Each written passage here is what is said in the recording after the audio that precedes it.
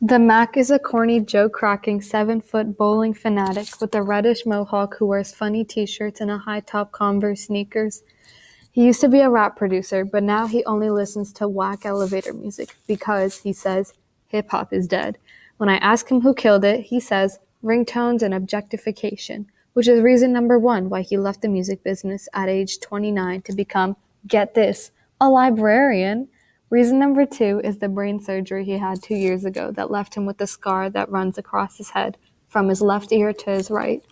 But he's the coolest adult in our school. And to prove it, he's got a Grammy Award for the best rap song sitting right at checkout in plain view for everyone to see and touch. Plus, he's won Teacher of the Year more times than Brazil has won the World Cup. And he's not even a teacher. So when he gets all geeked about his nerdy book club or breaks into some random rap in the middle of a conversation, most people smile or clap because we're all just happy the Mac's still alive. Huckleberry finished. Great discussion today, class. I'm sure you all see why Mark Twain is one of our greatest literary treasures, Miss Hardwick says. With only 5 minutes left in class, it's probable she's forgotten the assignment she gave you, which means you're off the hook. Tomorrow we will begin another classic of children's literature, one of my favorites, Tuck Everlasting.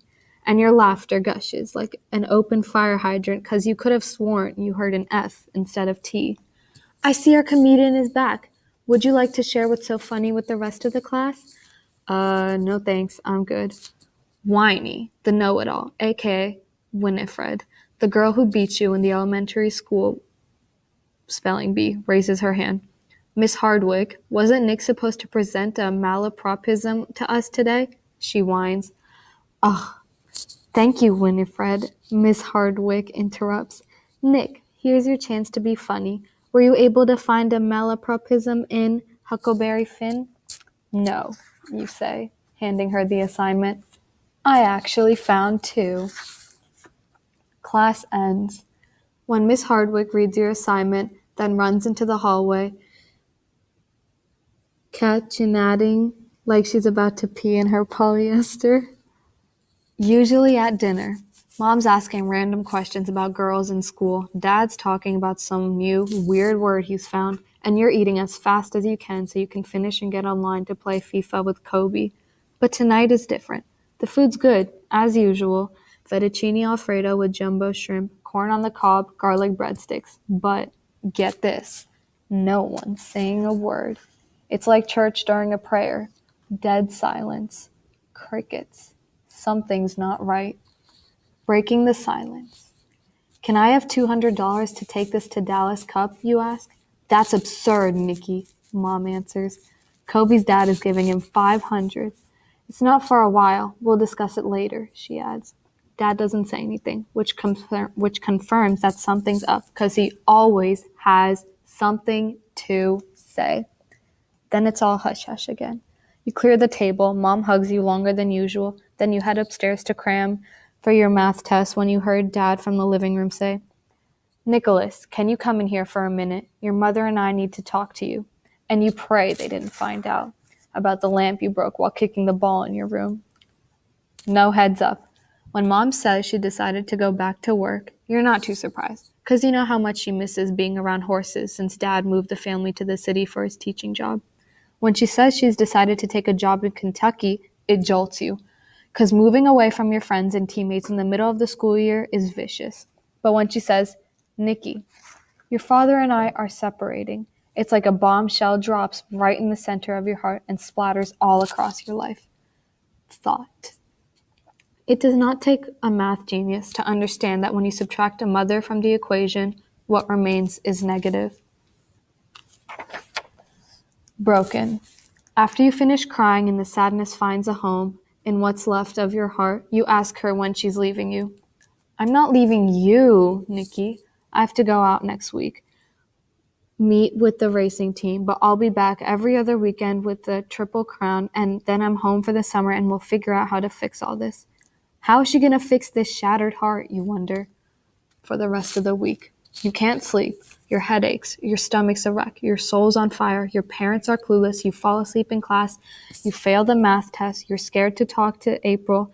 And you're trapped in a cage of misery with freedom nowhere in sight. If not for soccer, what'd be the point?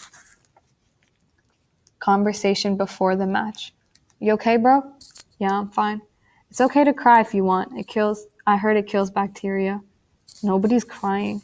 Are they coming? I think she is. Dude, parents suck. Yep. They tell you why? Something about how something about how they still love each other, but they don't like each other. That sounds like my parents, except they don't love each other either. Yeah, well, they're screwing up my life. So who are you gonna live with? She's moving to Kentucky. What's in Kentucky? The horse. So what are you gonna do? She says I'll be better off for now, living with my dad. She's probably right. Do they even have soccer in Kentucky? Dude, me and him alone is a nightmare. But you can't leave in the middle of soccer season. It's not like she even asked me to come with her. Wait, if your mom's moving, who's gonna take us to school? I don't want to talk about it. Bro, don't tell me we gotta take the city bus. Why can't your dad take us? Why can't your mom? You know she works early mornings. Plus her car is orange. I'm not going out like that. Then, then we better get bus passes. Sorry your parents are splitting up, bro, but this really sucks. I'm not tripping. There's coach. Let's go. Playing soccer is like never hitting pause on your favorite 90-minute movie, but futsal is like fast forward for 40 supercharged minutes. Game 1 zips by like a pronghorn antelope, fast and furious, and just when we win the corner to a record 13-goal shutout, our goalie goes down with a, get this, broken pinky toe. Game 2 is tied with 29 seconds left. Kobe passes the ball to you. Their best player attacks, steals the ball, passes it down court to an open man who shoots it, just left of our sub goalie who normally plays midfielder. Buzzer beater. No problemo, coach says. We must win our final game to advance to the next round of the tournament. We say, no problem. When our opponents run out on the hardwood with their ponytails and matching pink shirts and socks carrying gym bags, probably filled with glittered smartphones, we say, no problem. Problemo. The girls let down their ponytails, high-five their coach, then walk over to shake our sweaty palms after beating us 5-3. Conversation with mom. How's your dinner? It's okay. It's your favorite. Thanks. I heard from Miss Hardwick. She said you fell asleep in class. Twice. I know this is tough, Nikki, but you can't slack off. I wasn't asleep. I was daydreaming. Maybe soccer is taking too much of your time. It's not. Attention all students taking the activity bus, please make your way to the front of the building at this time. All students taking the activity. I saw some of your teammates crying after the game. They weren't even really crying. It was just mewling.